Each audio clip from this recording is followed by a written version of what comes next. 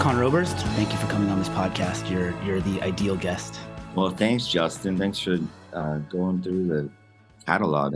I'm very impressed. What I allowed myself with this one, when I did the Jackson Browne one, I did them week by week, and it was exhausting and a lot. And with this one, I just let myself do them as they came.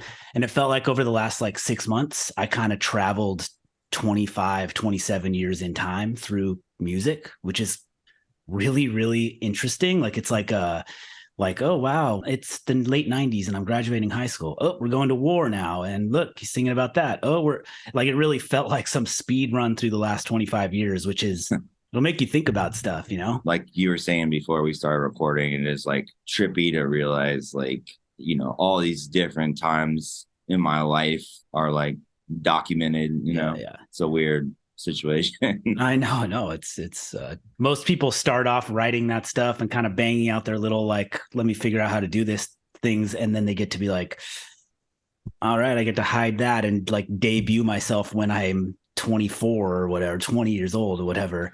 You got a unique scenario there. It's just all there.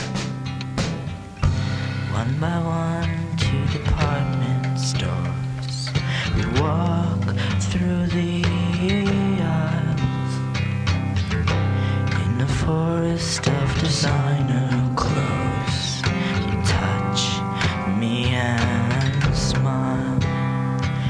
No, for a moment could want nothing.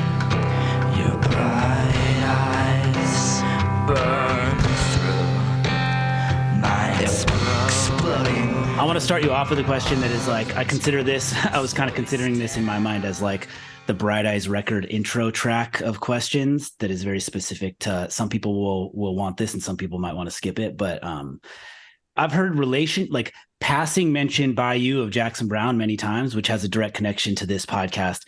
Everything from Gary Burton and that album cover he designed, the analog recording style of I'm Wide Awake, It's Morning, your family listening to this music.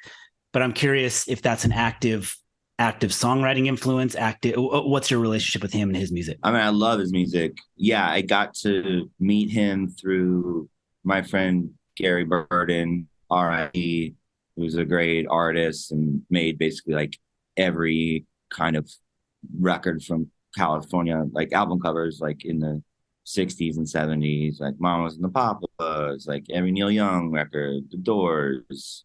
I met him playing at one of Neil Young's Bridge School benefits. Yeah. And we just became strangely really good friends, even though whatever, he's 40 years older than me. Yeah. I guess through him, I met Jackson, and he's so gracious and sweet, genuine person. I saw him, I guess it was kind of right before the pandemic. So it's been a few years, but yeah, he's amazing. And yeah, I grew up, my parents loved Jackson Browne. And at some point I got to introduce my parents to Jackson Browne, and that felt like an achievement in itself because You were able to do that? Yeah. Cool. That's great. Was that when you're hearing that stuff as a kid and it's just sort of around you and you're hearing this music and entering into a world where you're going to start writing songs and stuff, was any of that landing on you that way? The future hides and the past just slides. England lies between, floating in a silver mist, so cold and so clean. And California's shaking like an angry child will, who has asked for love and is unanswered still.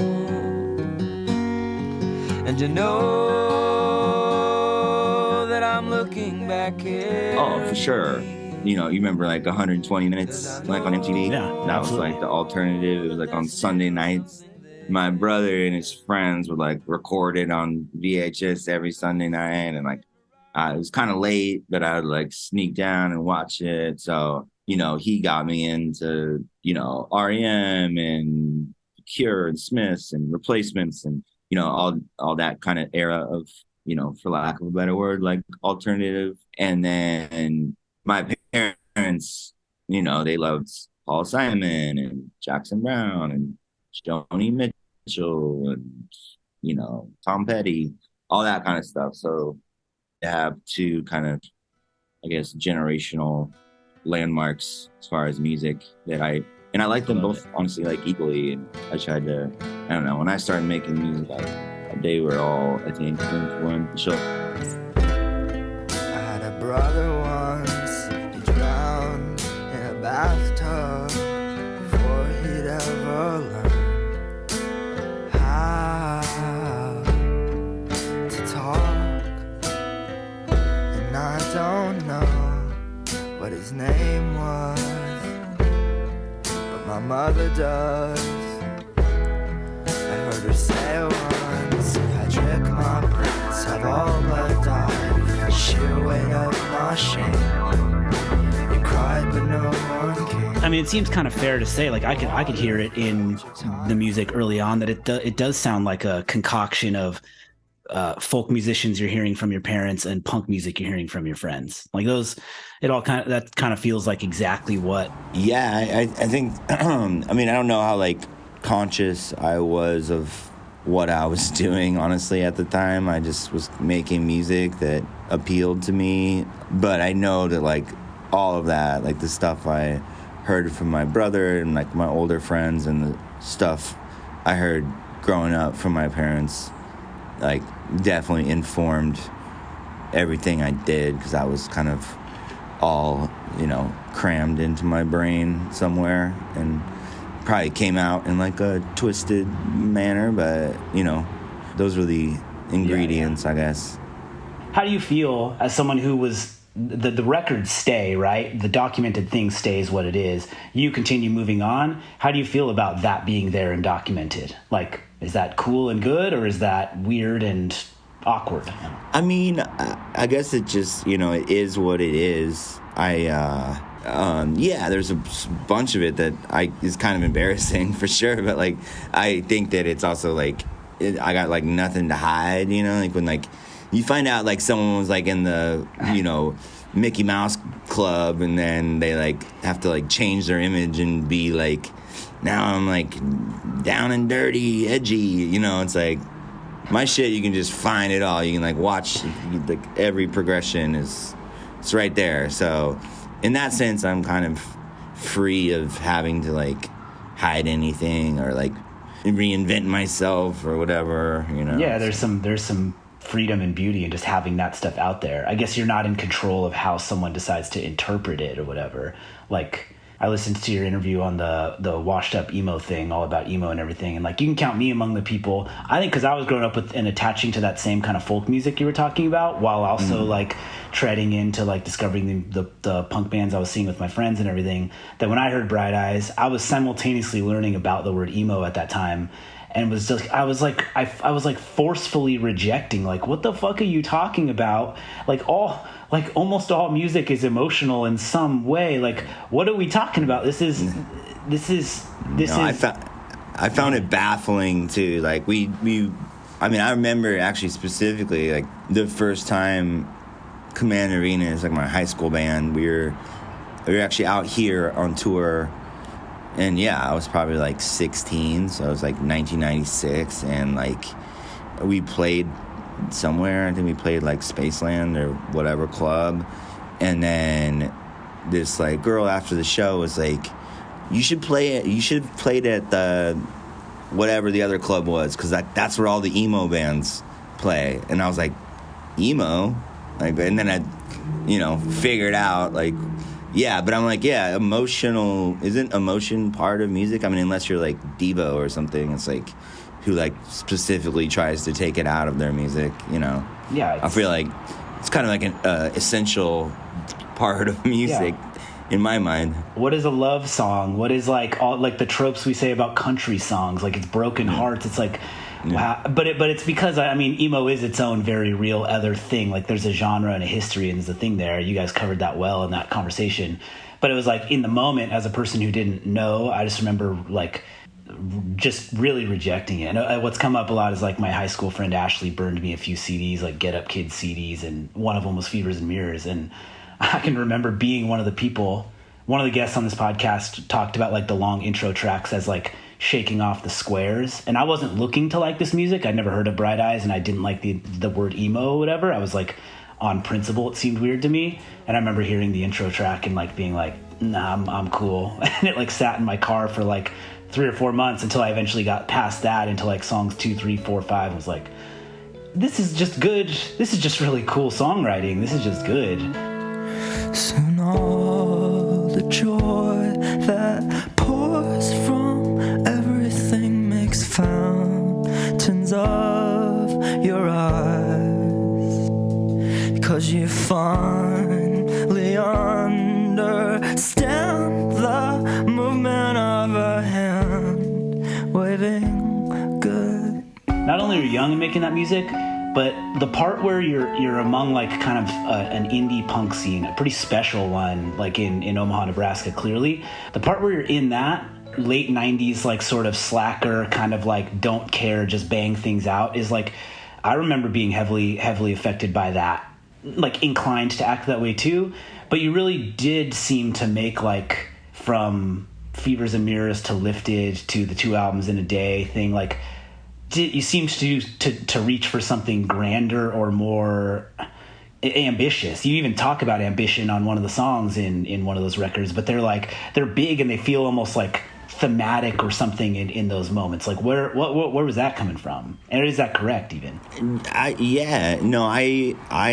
think that the music we were making was, whether subconsciously or whatever, I think it was a reaction. Like I liked like Pavement and like all that kind of slacker stuff, but I always felt like we're making, like, this is our lives and like this is like what we care about most in the world, so why would we pretend like we don't care, and like I almost feel like every record Bright Eyes has ever made is kind of a concept record, and it's meant to be, I don't know, they're like little movies or whatever. And I feel like a big criticism has always been like it's really pretentious, and I'm like, well, what is pretension? What is pretension? It's like is it just because we care about what we're doing and we're like making choices that are not like the easiest things to accomplish? I don't know. To me, it doesn't feel like pretension. It just feels like we want to make something that's like interesting and new, and maybe we like swing for the fences too much or some shit. But I don't know. I mean, if that's the way you are, like if I think there's cool bands like comes to mind, like my friend like Kurt Vile. It's like his music has a sort of like laziness to it that's really cool, and I like love it. But that's just that's how he is as a person. That's his style, and it's dope, But like I think if you like are trying to like pretend that when you're not that, it's like gonna end up being lame. I don't know. Yeah, no, I feel that. I mean, I think it's a pretty admirable thing, like. And you're at that age, even in that moment, saying ambition, I found, can lead only to failure. Like, that's pretty, it's really the whole deal. Like, if you don't care and you're just banging it out, then whatever, think what you want to think of it. And there's some cool freedom in that too. But like some combination of you guys going big in that way, and also there's all this, it's pretty earnest in a lot of parts, like it's just like inviting these ascendant new critical music blogs and stuff like that to it's just like, all right, here's a target for you if you want to, not like, oh sure, like we are still to this day I have like slowly like detached myself from like the music industry, or like I just think like music criticism and literary criticism is just like, it's like inherently just kind of pointless. It's like everyone likes different stuff. It's like art is subjective, and so I don't get, what are they called, like PMS or the K-pop band, everyone BMS. The acronym he's looking for is BTS. I had nothing for him in the moment, but you probably knew the answer already. But like I don't understand that music. I don't like it, but like millions of people like it. Like I can't like say it's bad. It's just like it's just like some shit I don't get into, you know. And like, no, I mean, we're like so like used to being like hated and like. Oh, I was gonna say the other episode of yours that I like scrolled through was I forget the guest, but he was talking about my song Soul Singer in a Session Band. Yeah. And saying it doesn't make any sense. Well, I'll tell you the fucking story. Hell yeah. So, do you know who JT Leroy is? Not by name, no. Okay. JT Leroy is an author. He put out a book called Sarah and a book called The Heart is Deceitful Above All Things. Anyway, it was a big thing at that time. And sometimes, like, publicists, when they're, like, putting together, like, a record campaign, they'll get, like, authors to, like, write the sort of bio that goes out to the journalists. And my publicist, who's still my publicist, my Chloe Walsh, she's great, but she was like, oh, JT Leroy wants to write the thing. This is for, like, the Wide Awake Digital Ash stuff. And I was like, cool. I had read the books. Anyway, long story long is JT Leroy, there's, like, a documentary about it that I haven't watched, but he's a hoax. He didn't exist. He was also, like, supposedly transitioning to become a woman, but the books were written by this, like, 60-year-old couple in San Francisco. So they pulled the wool over everybody's eyes in the literary world and the music world. They hired, like, an actress to play him when, like, at public events. So it'd be like twice in New York, I was like, they're like, come meet JT. And I'd go to, like, the concert or the whatever, and then it's like someone would come out and be like, because he's all supposedly, or they, or him, they, you know, he was supposedly, like, having, like, crazy panic attacks and stuff. So they'd be just like, oh, JT can't come out tonight. You know, he's, like, hiding under a table or whatever. And he was also supposed to, another part of the story is his whole backstory that they invented was that he was, like, a lot lizard. Like, his mom prostituted him at, like, truck stops. That's, like, the basis of, like, both of his books, I think, or Sarah for sure. Like, Sarah was his supposed mom. Anyway, this really crazy story, but everyone fell for it. Yeah. Like, for a minute, he was everywhere. Anyway, to do the bio, I basically did an interview. So I talked to JT on the phone for, like, 2 hours, and we talked about Joseph Campbell, The Power of Myth, you know, which is an interview with Bill Moyers, but it's basically like just a conversation about comparative religion and how all religions have the same sort of themes and blah, blah, blah. I love The Power of Myth. Anyway, and I don't even know who I was talking to. I don't know if I was talking to the actress or the woman that wrote the books. But they wrote the bio that went out with those records. And so when it's like, whatever I said, conversation about the power of myth, the postmodern author that didn't exist in this fictitious world, all reality twists. I was a hopeless romantic. Now I'm just turning tricks. I had a lengthy discussion about the power of myth with a postmodern author who didn't exist in this fictitious world. All reality twists. I was a hopeless romantic. Now I'm just turning tricks. Just like that soul. Everything I write, I know what I'm saying. It's not my fault if people don't understand what I'm saying. And I definitely don't, like, take the time to explain myself, you know what I mean? So it's like, that's just kind of it.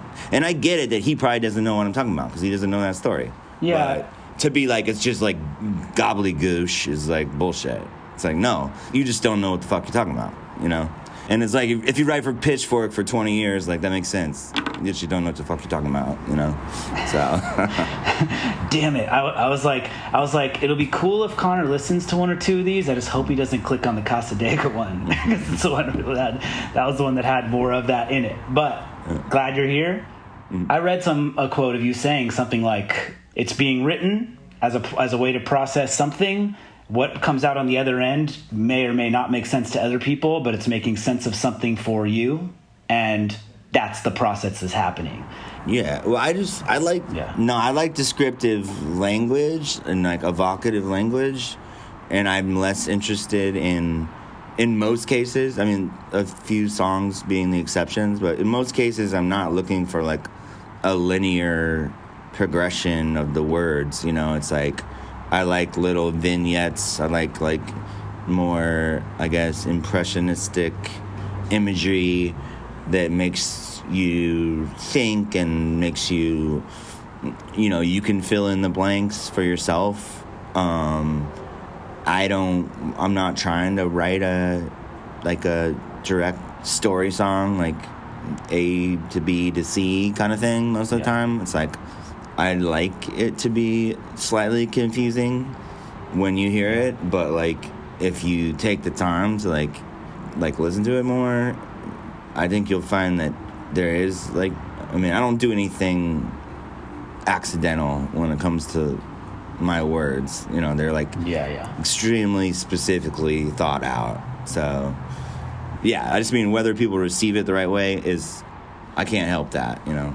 Yeah, no, I love that. I think with criticism, I don't have like a universal feeling about like criticism. Art is subjective. Criticism doesn't have value. I think someone can crack something open by writing about it in a way that's like, oh, damn, now I get that. But like, but the idea that criticism is here to tell you whether a thing is good or not, or makes sense or not. Like, does the 10 minutes of Desolation Row at Bob Dylan at the end, does that make any sense? I don't know, but it's cool. I think Bobby D's a good example of like, there's a lot of his songs that you could be like, that means nothing. He's just, but I kind of doubt that. I think like, if you go through and dissect them, I think they all mean something, you know? And again, whether it's like your connection or not, and like, I don't know. I'm not here to like talk shit on anybody. Everyone can write whatever they want. It doesn't, like, it literally does not matter to me. But I do sometimes think with that kind of stuff, it's like, well, show me your records. Like, I've been making records since I was fucking 13 years old. I have like 100 records. So let me review your record, buddy. I'll tell you what I think about your record. You know. I love it.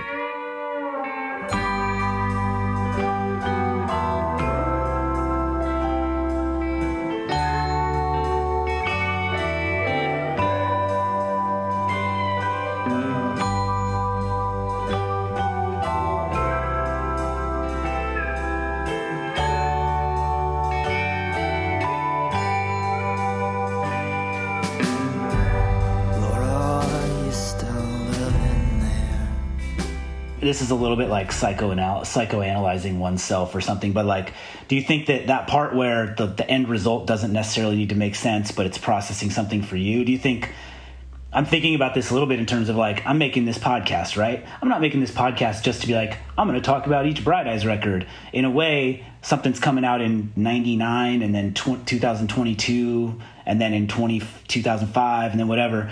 There's a bunch of songs about a bunch of different things with a ton of ability to interpret them. There are world events happening at all that time. Like, so it's a podcast about Bright Eyes discography or Jackson Browne's discography that's almost like a Trojan horse for me to think and process and about my own life and growing up and the world and everything.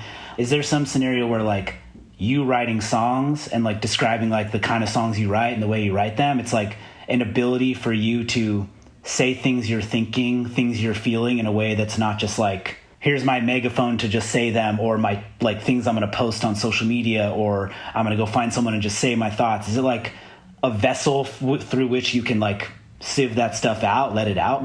Yeah, no, I think I've always sort of, I think I've said this in many interviews, but like, I feel that my thoughts are often scattered, and if I can write them down into something that holds together as a song, it actually gives me clarity about my own whatever, my own self or feelings or worldview or whatever that I can't really get to without going through the exercise of writing them down. And some people journal, and some people write poetry, some people write novels, and some people are scientists and whatever. I think that's a common universal human conditional thing, which is you're trying to make sense of the world and where you are in it and things you're observing.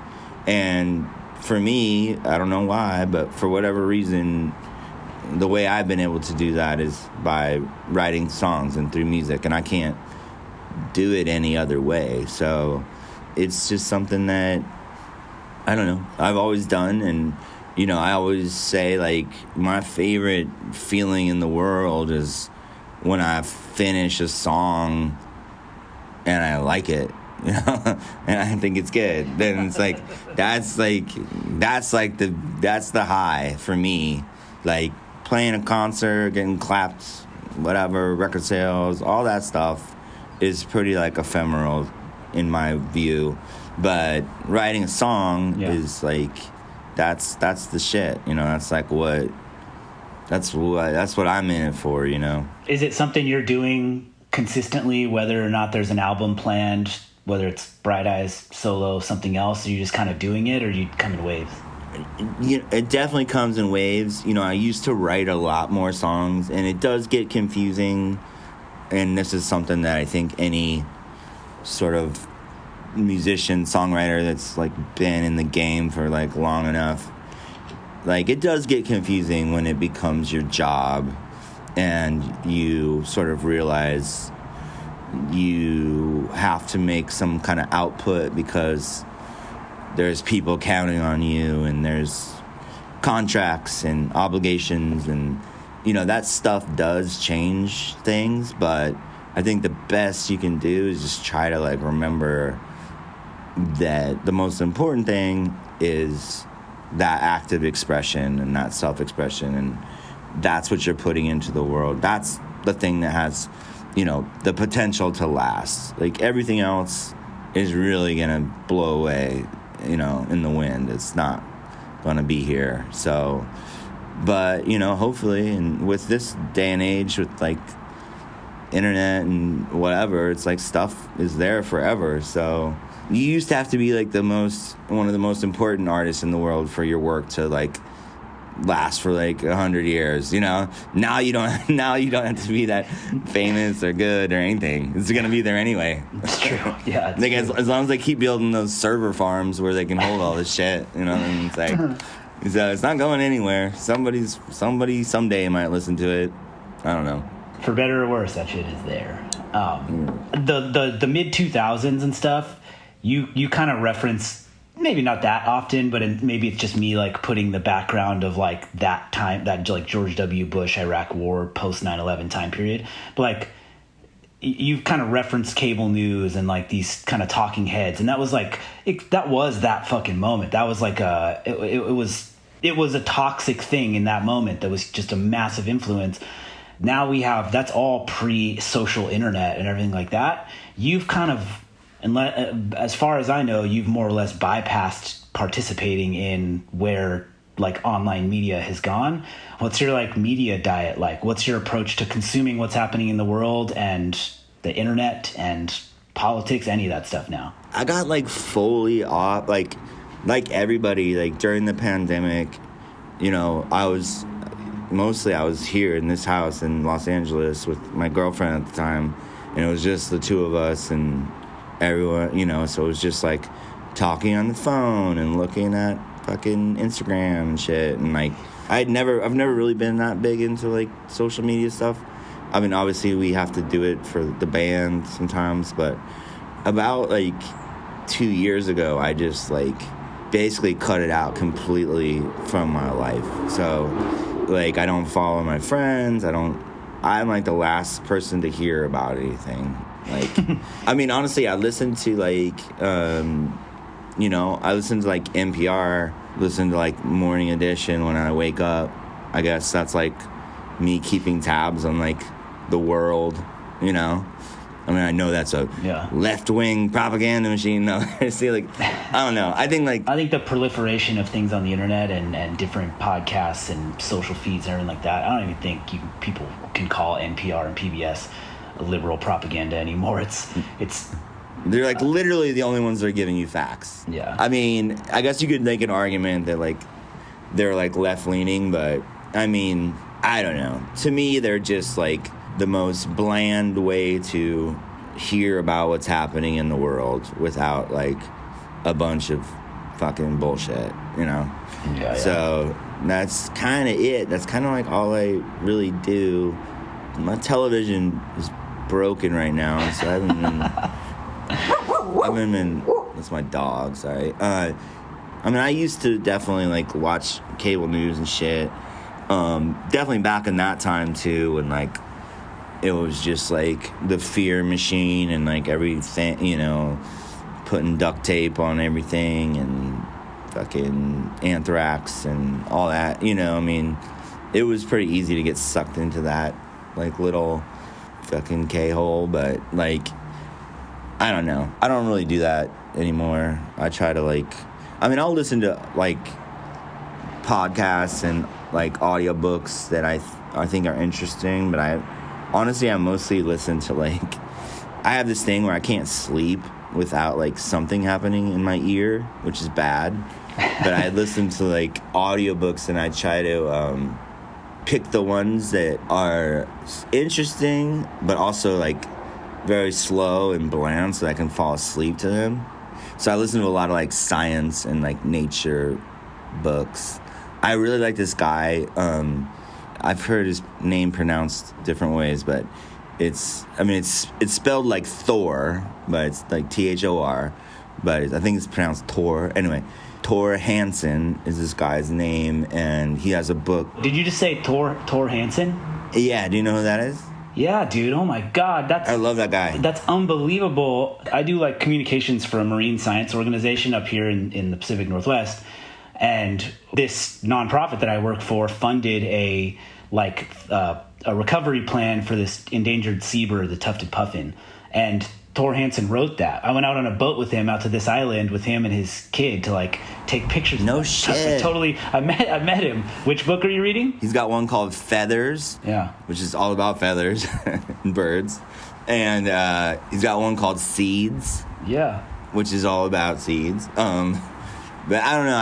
I really like, he's kind of perfect for me in that scenario because I'll listen to the same book every night for like a month. And I don't listen the whole way. I'm trying to fall asleep, but I probably know every word of like his books because I've listened to them so many. Like I'm up, like I'll wake up in the night and that's like why I need it in my ear because then I gotta fall back asleep. That's cool.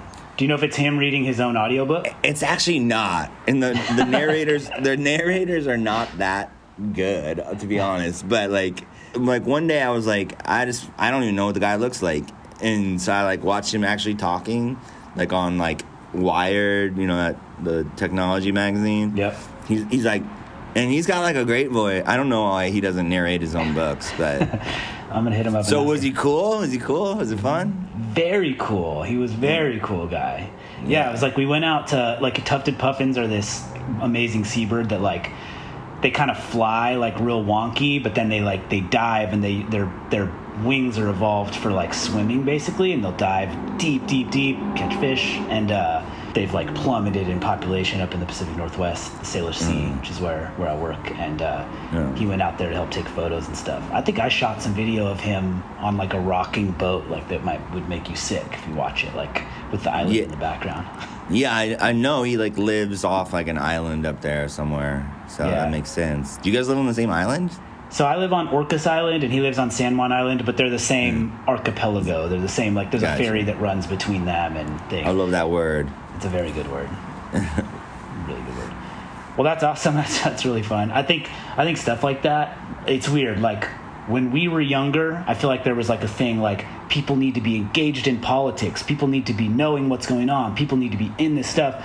And I've had this recent feeling the last like year, 2, 3 years of like, we kind of maybe need to know a little less. Like literally some of the biggest dumbasses I've ever met in my life suddenly care a lot about politics. Like it's like kind of their whole thing now.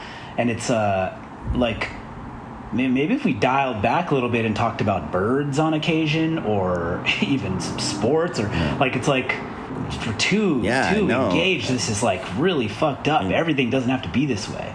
Yeah, and I mean, not to be a pessimist, but I'm like super terrified of the whole like AI situation and like the deep fakes and all that stuff. It's like, it's getting so good that like we think it's hard to know what's true right now. It's like, I don't know, in like 20 years it could just be impossible to know anything. Like I know.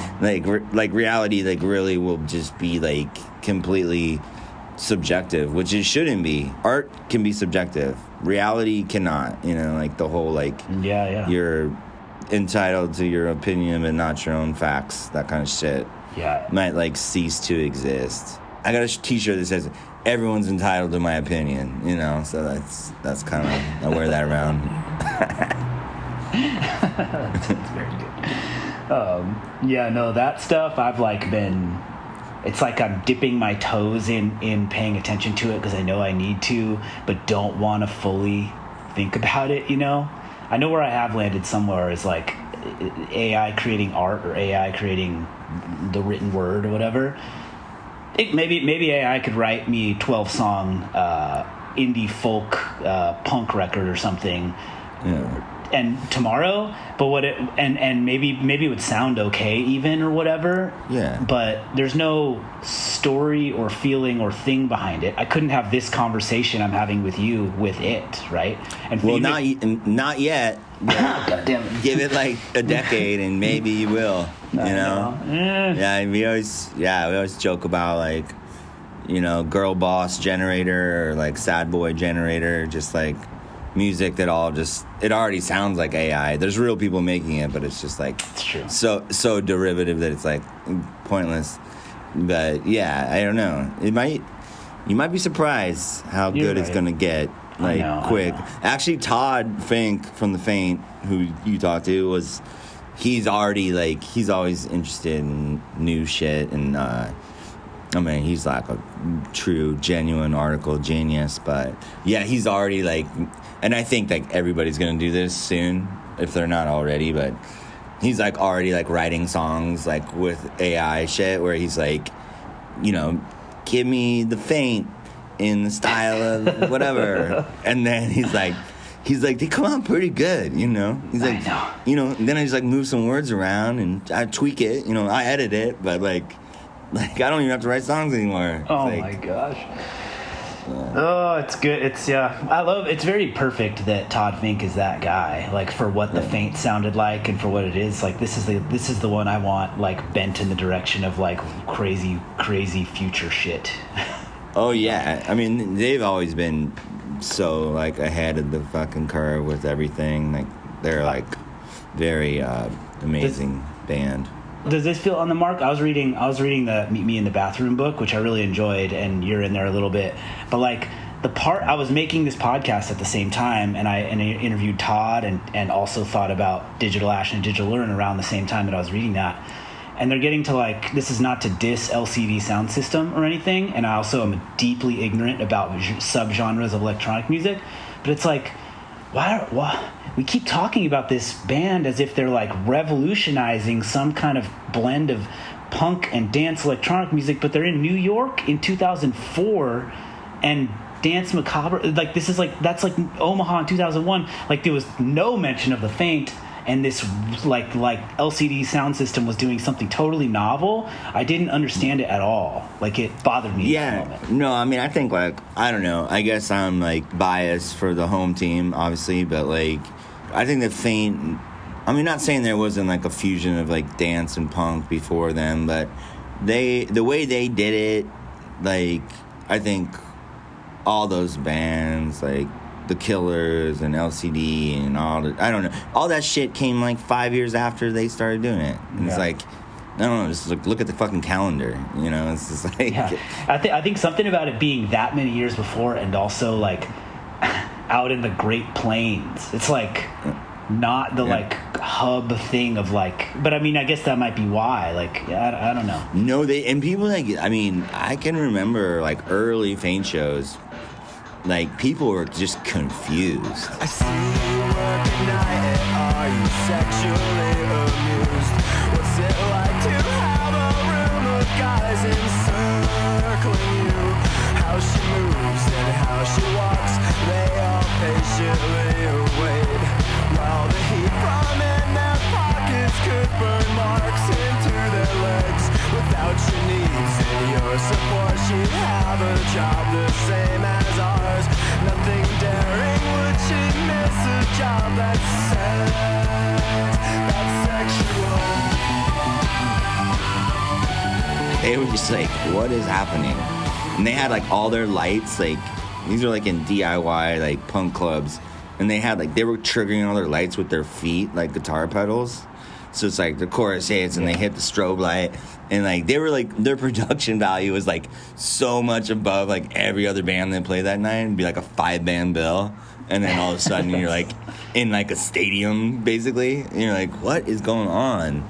People like just didn't get it. I mean, the only band from back then, actually earlier than them, but I know that the Fink loved them. I loved them. R.I.P. again, but fucking that band Brainiac, they were so ahead of their time. They were making... That was the first guy I saw like dance on stage that like made it look cool. Timmy Taylor is the singer who like passed away sadly, but they were kind of like, and like Nation of Ulysses and those bands, there were bands before the Fink that were doing like similar shit, but like it kind of turned into a weird fad, and everything sounded, by like the mid 2000s it was like already kind of played out pretty hard. Okay, maybe there's a woman somewhere who's still thinking of me, or a girl with cold black hair is haunted in her dreams.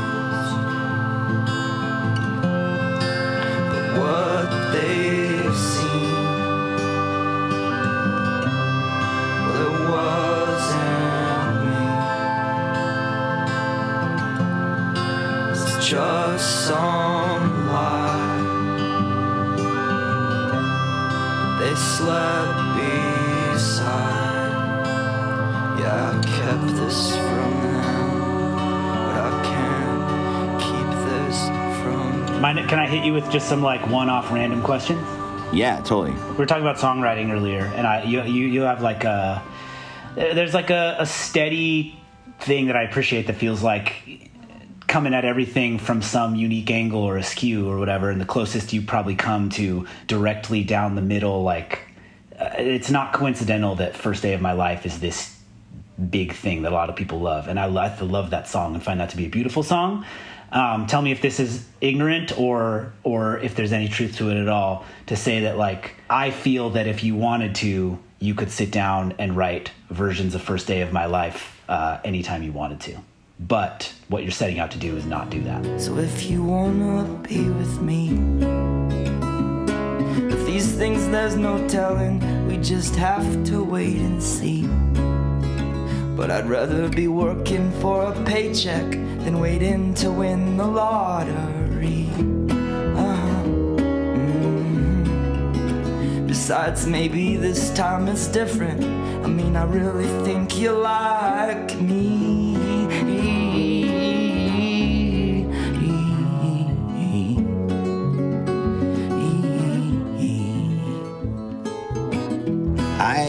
I mean, I think it's, as far as like if you look at all the music that, you know, I've made and that Bright Eyes has made and stuff, that song is it's like a quite a bit of an outlier, and it's sort of a fluke.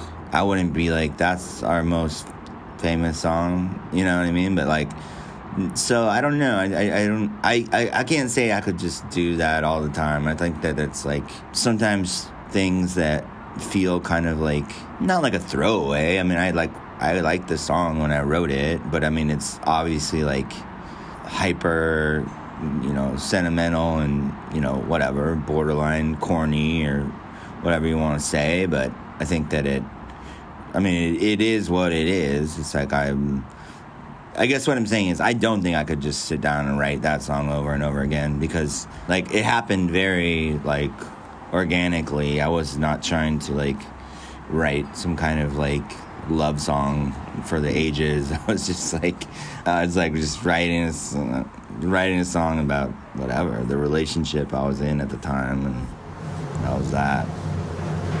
Tonight, here's a goddamn song.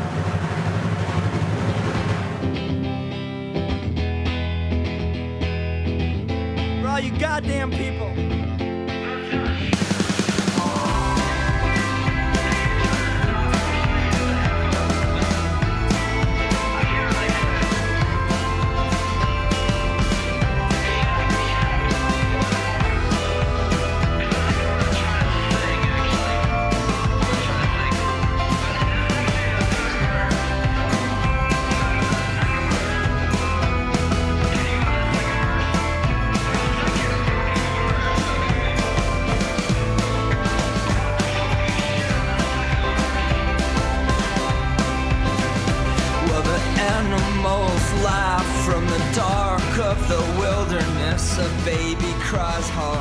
So Lifted, you listen to the record Lifted, and at the very end of it you get this like long kind of like opus feeling song, Let's Not Shit Ourselves.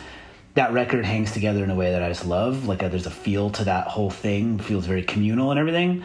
When did Let's Not Shit Ourselves come into that process? Like, was it in mind as you're writing it all? Like, it's this big thing at the end that feels now like it has to be there, but like when you're making that record, when does that present itself as something that is that long and is that song and is placed there? That's a good question. I can't remember, to be honest with you.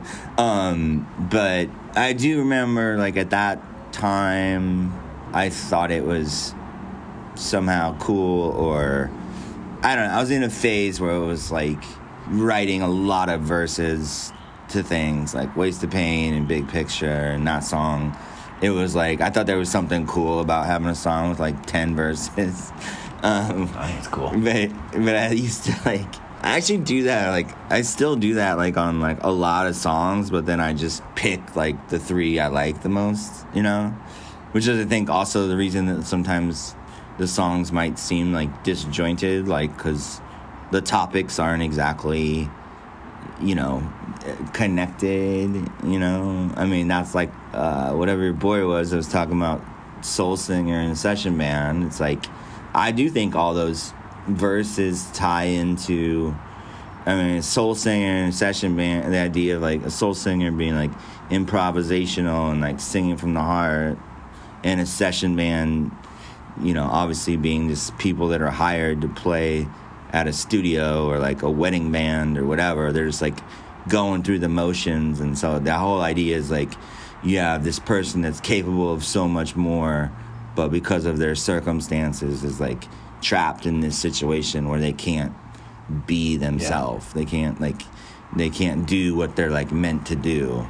Yeah. And I think like all the verses like connect to that, but again, that's like maybe that's me not being a good enough songwriter to like get people to make that connection, or maybe it's just having like too weird of references that people just don't get, because sometimes I write words that like only my friends would get the reference, you know what I mean? Like it's such a inside joke that it's like, and I can't blame people for not getting some of the shit, because that's like it wasn't really explained or meant to be. But like I don't know, like I said, I like that impressionistic way of writing, like in other band, like other people's music. I appreciate when like something like makes me be like, What are they talking about? I think it's a thing that's that some Jackson Browne songs share, especially some really early Jackson Browne songs. It's not like he's setting out to tell a folk song story necessarily. He's sort of like sending off a smattering of feelings and emotions and imagery, and you get to take of it what you want to take of it, you know? Yeah. I mean, I don't know. I think that to me is more interesting than, you know, I mean, there's something to be said for the classic kind of country, like linear story song, like it all makes sense, you know, but like, I don't know. I'm not like that interested in that style of writing. So I kind of, I prefer stuff that's a little stranger. And I like to hear, you know, I mean, it gets a little dicey when you're, you know, like my friends, like my songwriter friends, you know, we joke about putting like SAT words into songs and stuff like that, and like you can like be like, wow, they really just trying to impress me with that word. And sometimes it's cool, and sometimes it's just like but you know, I don't know. I guess I'm definitely guilty of that. Like I remember being like, I've never heard the word oscilloscope in a song, and like I want to say oscilloscope in a song, so like I got it into Shell Games because I think it's a cool word, you know. Distorted sounds on oscilloscopes, distorted facts I could never cope. My private life is an inside joke. No one will explain it to me. We'll be everything that we ever need. Everyone on the count of three. Everyone on the count of three. All together now. Here they come, that heavy load. We're never gonna move it alone.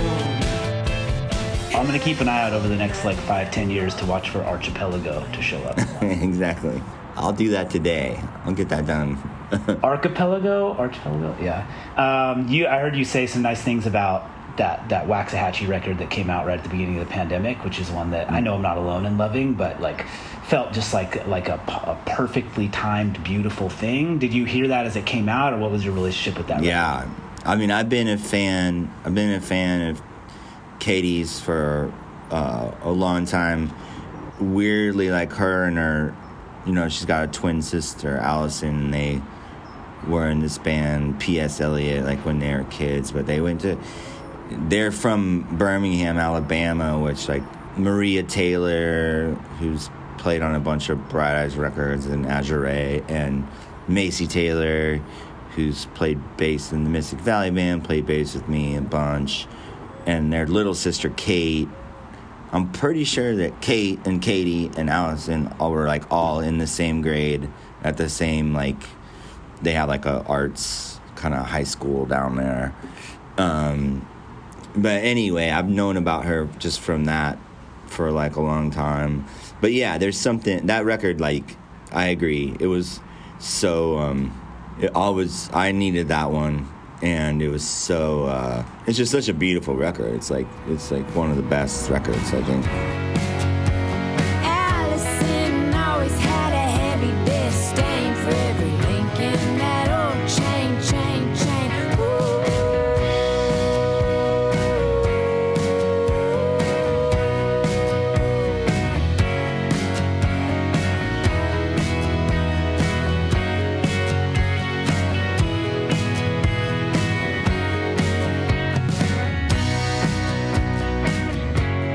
Something impossibly soothing about it, and like thoughtful and smart, while also just straight like pleasant in some ways, just sonically pleasant. I remember thinking like, man, you know what? Like I haven't loved a record. As you get older, I think it's harder to like love a thing the way you did when you were like 19 and it just totally upended your world or whatever. Like that changes over time. And I was like, I haven't loved a record this much in 5-10 years. Like, just love it. No, every song on it's awesome. We got to do like a real giant show, right? It was like one of the first things we did once the pandemic happened. We played at this place, Forest Hills in New York and Queens. It's like a big tennis stadium, you know, whatever. I think it fits like 12,000 people or some shit. I think it's actually probably, I mean, not including like festivals and stuff. I think it's maybe the biggest. I guess we played the Hollywood Bowl once, but anyway, it's like probably one of the biggest shows like Bright Eyes has like ever played as far as like our own show. But they opened that show, and it was awesome. I got to hear all those songs live for like the first time. That was my wife and I. It was our first my first post-pandemic show. Like, went to Seattle, and it was kind of this thing where the first song she played was the first track on the record, and like I think I'd had like a couple glasses of wine or something like that. You're just sort of like in the moment of like, I'm ready for this to fucking hit me. I want this to hit me in a certain way. And she starts with that track 1 on the record. So it's like the exact process of like putting a needle down on this record that I listened to so much over that previous years. And like, I cried, made me cry for a second. Man. One of those moments where you're like not in control. I think I cried side stage while I was watching him play. I was I mean, she's an incredible songwriter and amazing singer, and then she sang on the one of the companion EP, like Contrast and Compare. Yeah, that was very nice of her to do. Contrast and compare between the busy ones and the ones who don't care, until there is no one that you really know. So I drift through these days of appointments and promises made that all end up broken and quickly replaced. We called in the old friends and stuff. We had Gillian Welch on some stuff, and obviously like Maria and my friend Alinda, who's the singer of Hooray for the Riff Raff, which is another band I really love. So the next one, there's like the last 3. It's like, I guess it's Casadega, People's Key, and Noise Floor, which is like the B-side thing. Sweet. But we got like Alinda and First Aid Kit Girls. Yeah, I think that's coming out in like May or something like that. Yeah. Cool. I didn't know that. I knew that some were coming, but I've totally enjoyed those. And like, Scott, it seems to me like what you're talking about is like you make all this music as a teenager, and I mean that's your own version of traveling back through your life over 25 years, right? Like revisiting these songs and re-recording these songs. Yeah, it was weird to just try to reimagine them in a way that was interesting to us now, and obviously trying to make them different from the original versions. And some of the songs we had to like move down like a key or two just because like my voice keeps getting lower and lower, so it's like some notes I can't hit anymore, but like but no, it was fun. It was like, I think in the end it was like 54 songs or some shit. That's amazing. Between like 9 EPs. So it's really cool. Yeah, it was trippy because we like basically moved our whole catalog from Saddle Creek to Dead Oceans, like secretly group, and so I don't know, it's just kind of a way to like maybe get people interested in some of the older records if they hadn't heard them, or I don't know. Yeah, no, it was like we agreed to it, and then like we got like through like the first 3, and we're like, what did we fucking agree to? That's a big job. This is gonna take forever. It's funny to have these parallel things. If there's this whole other separate like masters thing where Taylor Swift is like re-recording her albums, it's like we got Bright Eyes and we got Taylor Swift in the studio recording their old songs. Pretty funny. That's cool. That's exciting. The Alinda thing. I got my wife and I went to a wedding, and on the trip for that wedding saw Hooray for the Riff Raff in Dublin and talked to them afterward a little bit, and because it was like fresh off them touring with you all, and they had all kinds of nice things to say. They said they loved, because that tour was with them on like multiple nights of those tours, right? They toured. I mean, definitely they toured. I mean, we had a bunch of different opening bands over. I mean, on and off, we did it for like a year and a half for the Down in the Weeds record, but I would say by far they were the band we toured with the most, and yeah, all very beautiful people, and yeah, I'd like that's another one where I just like I love her like songwriting so much, and just yeah, great performer. Morning glory, naked voice, limestone Everglade, Bubba barricade, rhododendron. Oh, I can't look back. I lost it all on this one-way track. Don't turn your back on the mainland. Don't turn your back on the mainland. Don't turn your back on the mainland. Rhododendron. How was playing the Emo Festival? It was weird. It was very weird. Oh, this is my guy. What's up, Omar?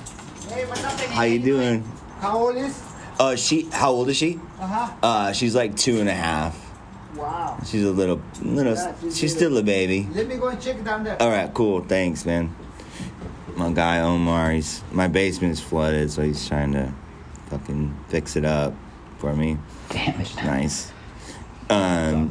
Sorry, what was your last question? No, I think emo fest. Oh, the Emo Fest, yeah. It was funny. It was like, I honestly didn't connect with that many of those bands at the time. I was sort of checked out to that scene. I just sort of felt like it was, we were kind of bratty, militant indie kids, so we thought everything was like Hot Topic and bullshit, but like I've come to like appreciate, like, I think Paramore is a great band. I think My Chemical Romance is a great band. A lot of the bands I just didn't know who they were, period. But I mean, if you want the honest scoop, it's just that they paid us like a ridiculous amount of money, and they gave us like a really good slot. Like we played like right before like Paramore on like the big stage, like the main stage, and there's so many people there, and all the kids are packed at the front because they wanted to be there for Paramore. like kind of had like zero idea who the fuck we were. Yeah. And like we were by far like, we definitely stuck out like a sore thumb like at that thing, because I don't know, just our shit's kind of weird, and people were just looking at us very. But I always call like our genre, like Bright Eyes, I always call it like confusion rock. It's just like, you don't know what you're gonna get. It's gonna be what the fuck is happening? It's gonna be weird. Like I like it when people leave like confused. I love it. I guess I have like a demented sense of humor or something. But no, hey, good on you. You're the one that's up there on the stage, so the only person who's it's yours to do that. Yeah. But we had fun. I have like sort of like a 48-hour rule with Las Vegas, so like I can't stay there more than that long. Yeah. It's just a it's a mind fuck of a fucking city. Just a weird place that it'll make you feel just not like a human. And so you guys on this tour, when you go out, I know you're gonna like play some shows with the Faint and some of these other bands, and then you're going back to the one in Houston that you guys didn't finish. Was that like deliberate? Like we're definitely gonna go play that venue? Yep, got a redemption show. We're gonna make it up. We're gonna make it up. We're gonna make it up to them. We got some special ideas for that show to make up for it. Yeah, it that was a whole another story, but it was actually, I bailed. I just like walked out the back door and just like kept walking into like, I don't even know when to I just like wandered around. But apparently the band stayed and like played, and people sang like karaoke and stuff. Yeah. But what's funny about it is that was one of the nights where we sold like the most merch of like the whole tour. People just bought everything from the merch booth, which I think is insane. I guess that should be the new strategy. I mean, Let's just play like 2 songs and like. It's like that show that you're describing is the exaggerated version of it, but I don't know. I mean, I won't get into the details, but we were having some like internal band problems. I don't know. We were basically like, I don't know. Let's just break up. Fuck this. Let's just go home kind of shit. And I don't know. It just escalated into like, I just didn't want to be on the stage anymore, and kind of just happened how it happened. But I did feel bad for the kids, and we gave everyone their money back and stuff. It's like everyone got like we didn't get paid. Like we sold merch, I guess, but like we tried to like. But the promoters were actually like really cool about it, and they're down to like have us back. So we're determined to like. Yeah, it's cool you're going back. I mean, you see stuff about like ticketing and concerts and everything like that is in the news all the time now, and a show ending early that you get a full refund that the band is also still coming back to is low on the list of concert injustices. You know, it's like that's very cool you guys made it back there though. Yeah, I'm stoked.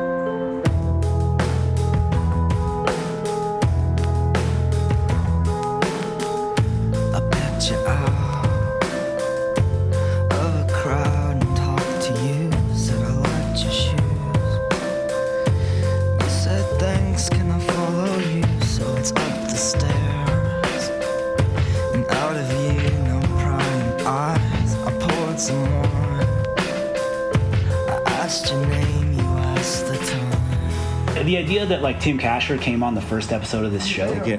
Take care, Omar. See you soon. Thank you. And Conor, I'll let you go soon too. I really appreciate you chilling and doing this. Yeah, no, that's nice to talk to you. No, it's all good. I'm just struck by like there's some beauty in this like scene of music you all had that seems like very.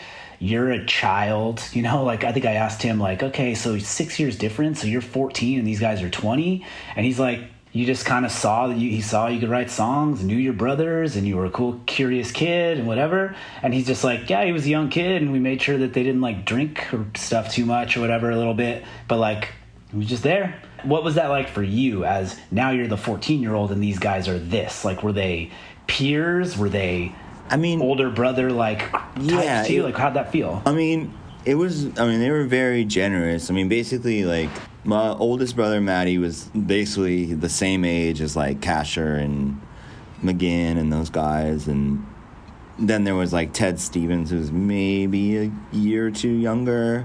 So, like, literally, like, Tim Kasher and McGinn and, they were, like, coming to my house to hang out with my brother when I was, like, 5 years old. They knew me, like, my entire life, you know? Right. And then when I started making music, of course, they were like, I think they were supportive in the sense of how you would just be supportive to like a little kid that's like trying to do something, you know, very older brotherly, like, that's cool, you're playing a show. And then at some point, honestly, I think it was like Ted Stevens was the first person that like, he, do you know who he is? He's in Cursive, but he was in like Lullaby for the Working Class. Yeah, totally. Anyway, another amazing songwriter and very special soul. But I think I played him like a song on my porch one day, and he's like, I'm gonna come back and record you. So he like brought his 4-track over, and we recorded like Water, this record, like my first, I guess, record, although it was just like a tape. But he recorded it all, and he kind of got the ball rolling. He also like, there used to be this place called Kilgore's in Omaha that was like a coffee shop / bar / they had shows like Simon Joyner and like Alex McManus, who's like in the Bruce. Anyway, like a lot of Bill Hoover, a lot of these guys that we looked up to played there. I think it was like Thursday nights there was a thing. Anyway, Ted was playing there one night, and me and Justin, my other brother, went to see him, and he's like, I'm gonna stop my set early and I'm gonna like have my friend Connor come sing a song. And I got up there, so nervous. I remember like my knee was like shaking. I couldn't like hold the guitar, and I just like played like one song. And then after the show, this guy Bill Hoover, who's like a great artist and songwriter from Omaha, he was like, I got another show here, like, you know, this was like May or something. He's like, I had another show here in like June, like a month away. He's like, do you have like enough songs to like play a set? And I was like, yeah, but I was like totally lying. It's not like I went home and like wrote a bunch of songs so I could like play a show. Yeah. And so that's kind of how that happened. And then, you know, Tim Kasher, I always like idolized. Like I love Slow Down Virginia, and he was in a band with my brother like in high school. So I always like really looked up to him. And then like, I don't know, kind of out of the blue, he's like, let's start a band when I was like 14. I was like, really? You know, it's like your hero asking you to like start a band with them. So that's when we started like Commander Venus and whatever, as they say, the rest is history. But it's so cool. Yeah, it was I was extremely lucky to have like that amount of like encouragement and support from like people that I looked up to and also like cared like in a genuine way about me. There's such evident like love and support and community and everything that I just think, to me it's like, okay, this podcast is a some guy on an island's DIY like project thing that Tim Kasher doesn't need to do that. He's the first guest on it. It's not like there was anyone to even be like, hey, this person's been on it, blah, blah, blah. And so to do that and then also assist in the process of having Todd come on and then pass it along to Matt to then have you come on, like there's like this like these people are all so nice to each other. There's such like a communal thing with this that like bands lifting other bands and featuring other people and everything. And I don't know. I felt like it was a cool chance to get a little feeling of a slice of that like communal support and encouragement or whatever. It was like seeing it in action.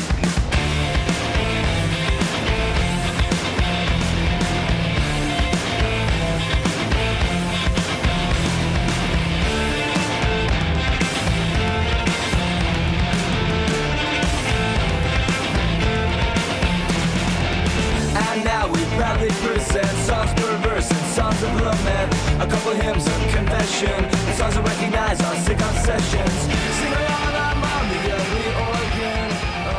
Yeah, I mean, we had a real magical thing, and yeah, I don't need to go into it with all the details, but you know, there was this time where it was like it was like a full-on communal thing, and it was like the only competition was like, I remember for years, I was writing all my songs just hoping that like Tim and Ted and Todd and like all those dudes would like my songs. Like that was my audience. That was my target audience. Yeah. Like I didn't really think of it past that. And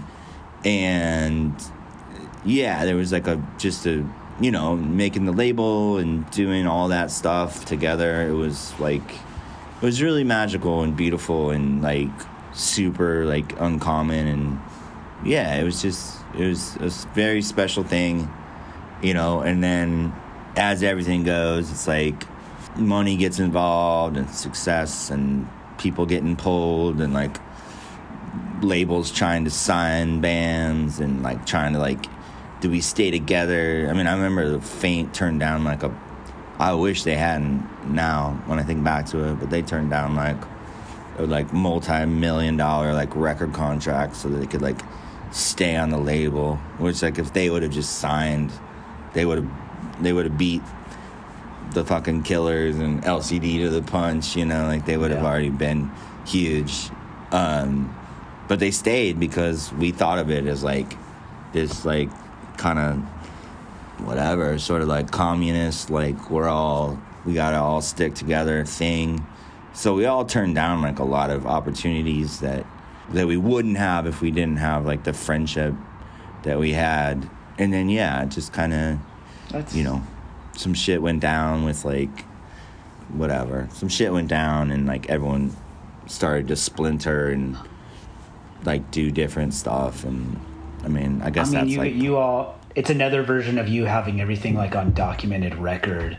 Like people who are a core group of friends in high school, it's not like they're all the same exact group of people with the exact same the way they were 20 years ago. It's like that's how that's how things progress. You know, it's inevitable. But it's still worth pointing out that all those bands you're mentioning right now have been passed along on email threads by way of me in this podcast, like casually and in a friendly and supportive way. It's not. I don't know. That still just felt like a bunch of nice human beings. I mean, that's kind of, like I said to you, I think before we started recording, but that was a big selling point when Matt McGinn sent me the email or whatever. It was just like, you know, Todd did it and Tim did it. And so I just sort of felt like if those guys took the time to like talk about my music, then the least I can do is come on. Bless them and bless you. The Todd one was so funny because I was like, I'm going to talk to him about Digital Ash because my dumb ass is like, yeah, that's got electronic instruments on it. I'll talk to Todd Fink. And I had COVID, so I was like sitting on the bed. I was like, not canceling this shit.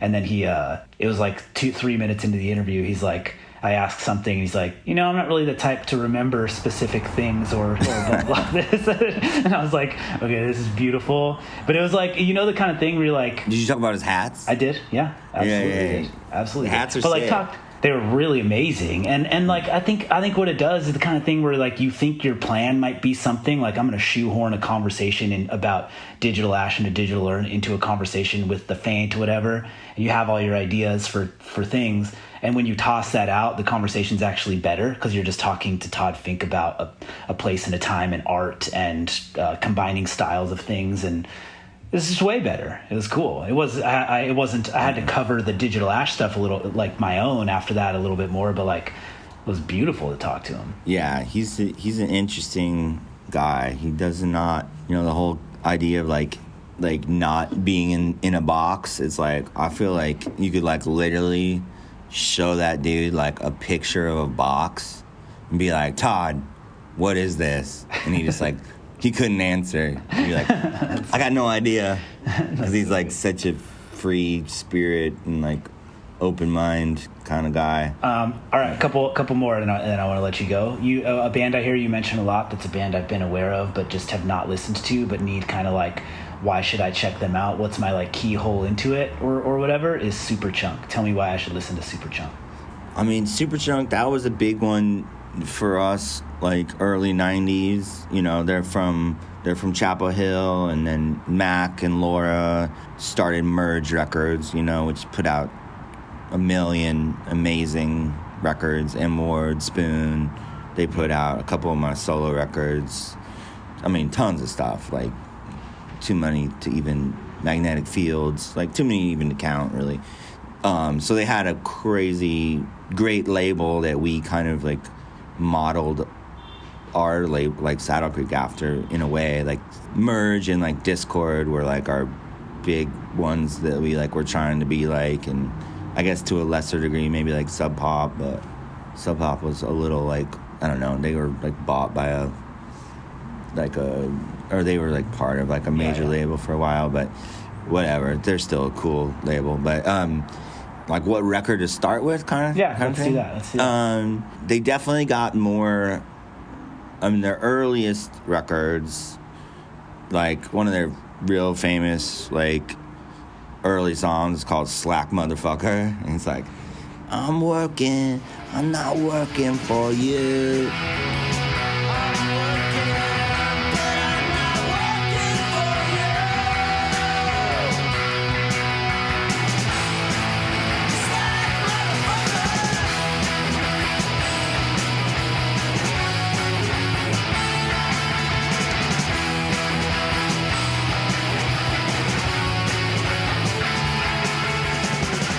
You know, it's like very like punk rock, kind of bratty punk rock, but like really melodic, like great voice, and like super hooky. Like it's like pop punk, but in a different. I mean, I don't know. To me, they kind of like were like one of the sort of like inventors of what I think of as like indie rock, you know. To any extent that like Saddle Creek had like a sound or something that was like, the bands were pretty different, but I will say like we learned like the beauty of like the pause where like right.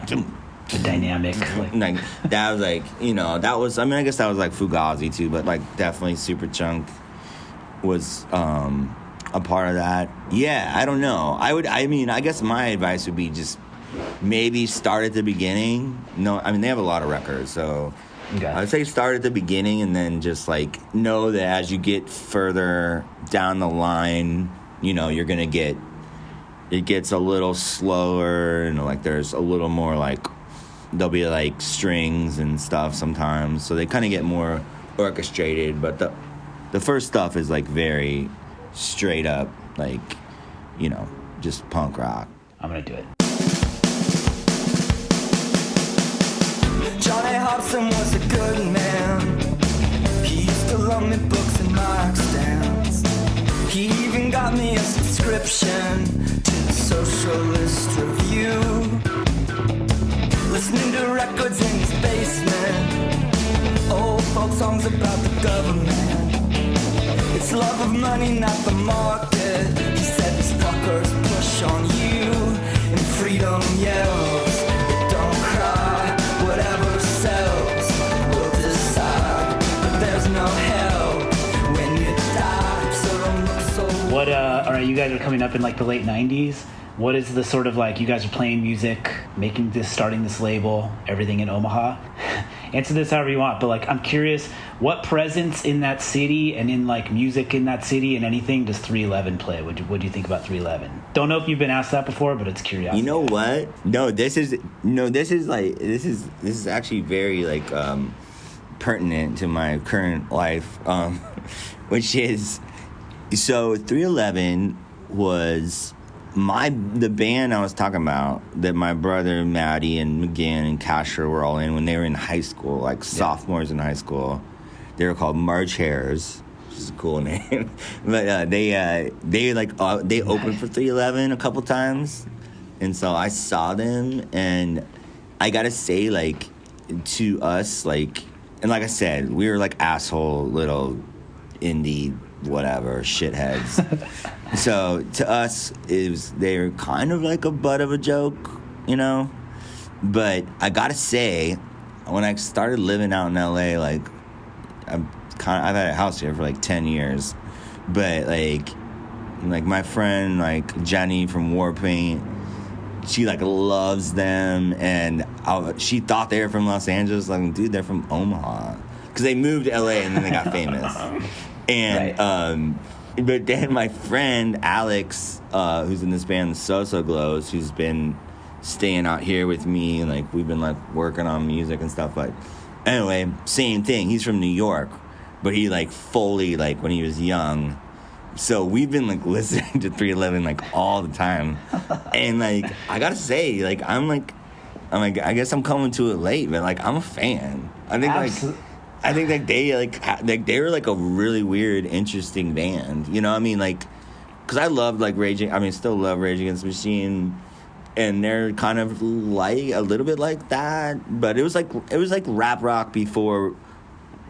And I was doing a little, maybe not to the extreme you guys were, but a little bit of like trying to do the calculus in my head as to whether this is cool for me to listen to or not or whatever. But like certain bands, not every band is like Limp Bizkit and Disturbed or whatever, you know. Well, because they rap and sing. Yeah, no, I mean that shit. It just got worse and worse. I mean, it's like 311 was on it.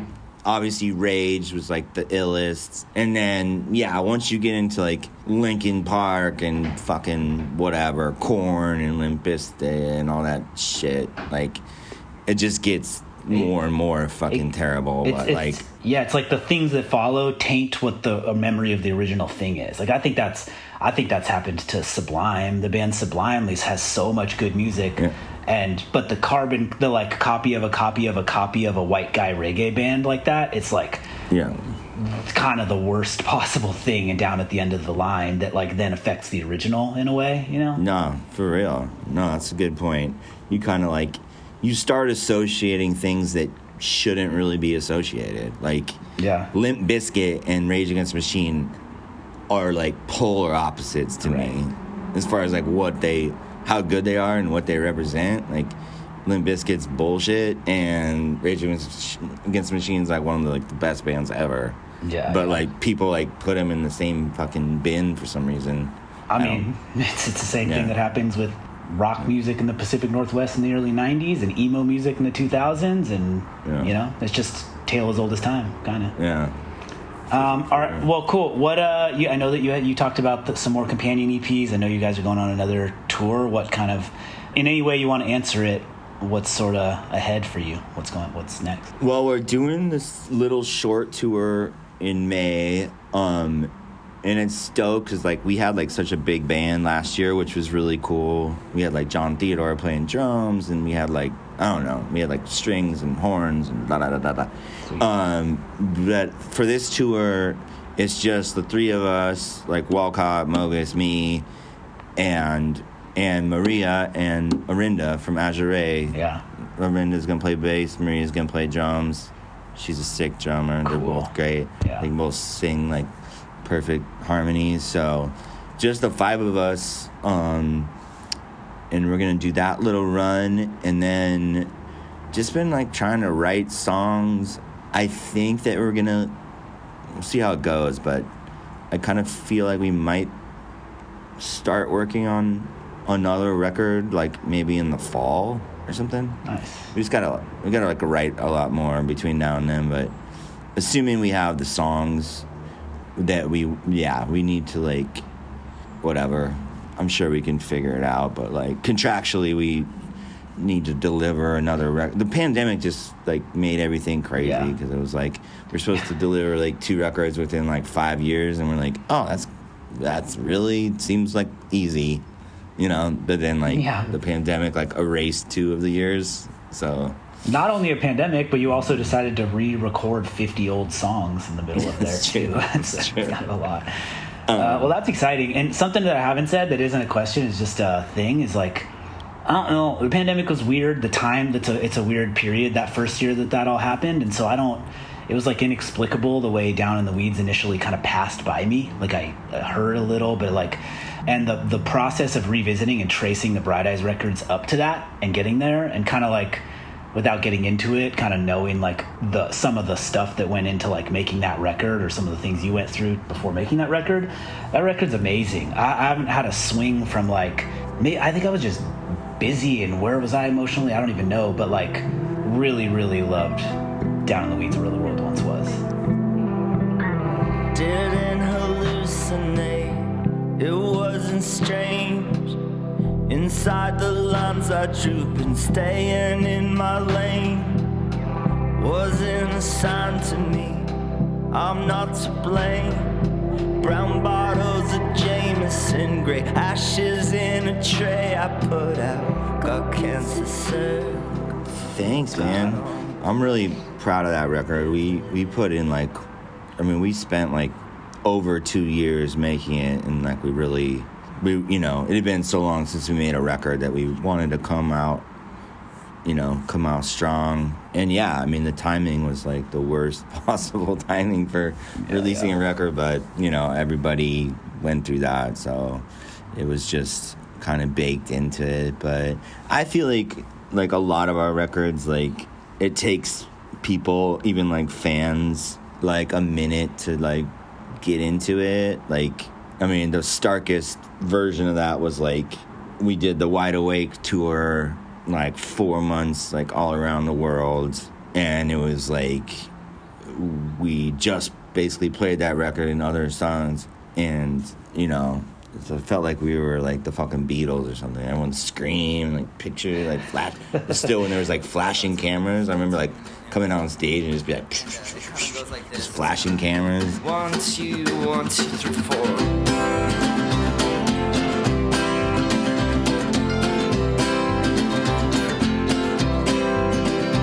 Must talk in every telephone, get eaten off the web.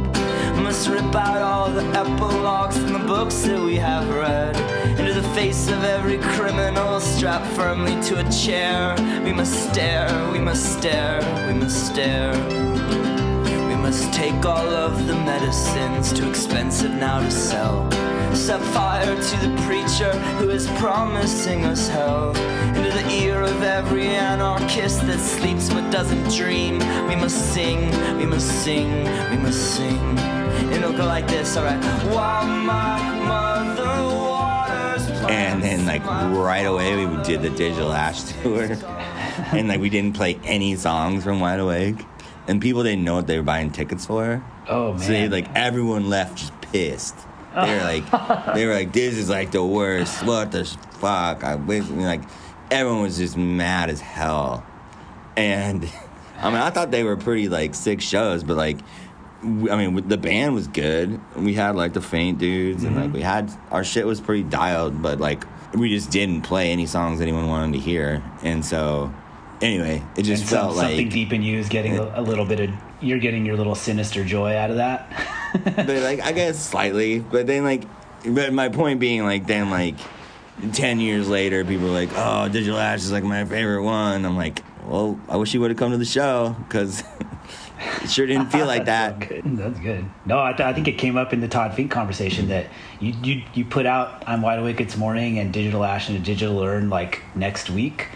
And Digital Ash sounds by far more like modern music than the other one now. Like, for sure, yeah.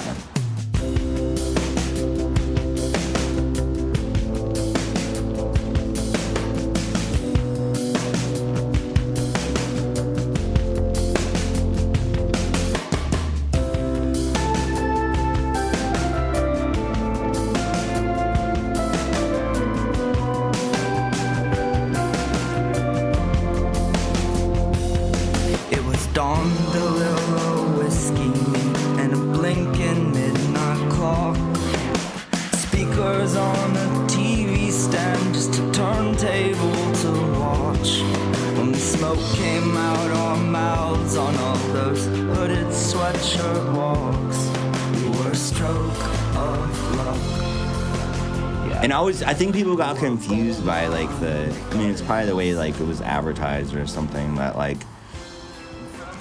to me, like there are a couple songs that have like computer generated beats, but really it's just like a rock band with like a lot of like, we just were using like mad amounts of delay and effects on like everything.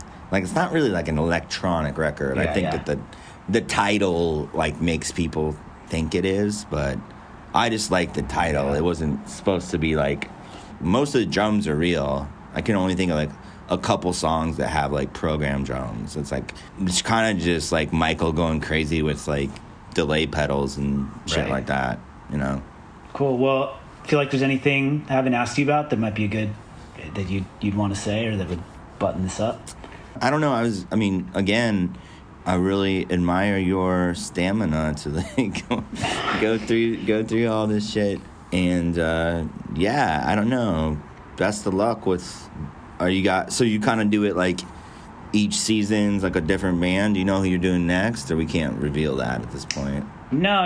I've thought about some. I think I have to become very cognizant. Like I don't know shit compared to some of these people. Like I can process songs and everything like that, but like. I can zag all the way over to like back to something from the 70s, some singer-songwriter music, or do something semi-adjacent to this. I know I've thought about like a and things. Like there's like something in my head that's like, who wants to keep coming along? There's a man holding a megaphone, he must have been the voice of God. The bystanders claim they saw angels flying up and down the block. They must have been attached to wires. I seen one laying in the lawn with a broken arm. So I called 911. Well, that's one less founded opinion. One more cause for a dispute. So the street felt like a basin up with. Can you hear me? Yep, I can hear you. Did you bring your phone?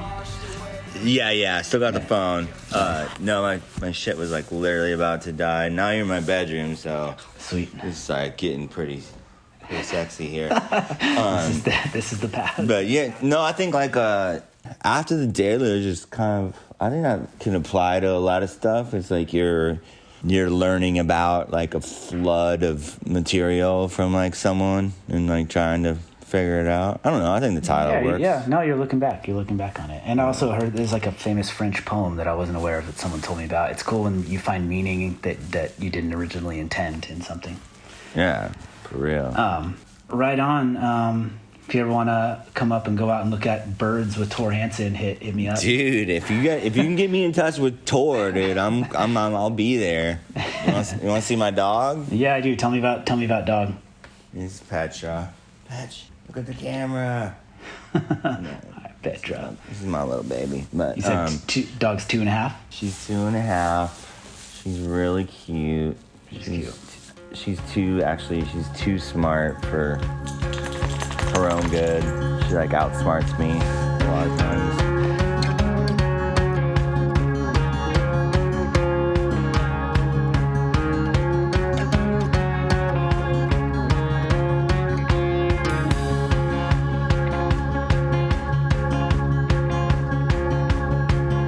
The sun came up with no conclusions. Flowers sleeping in their beds. The city cemetery's humming. I'm wide awake, it's morning.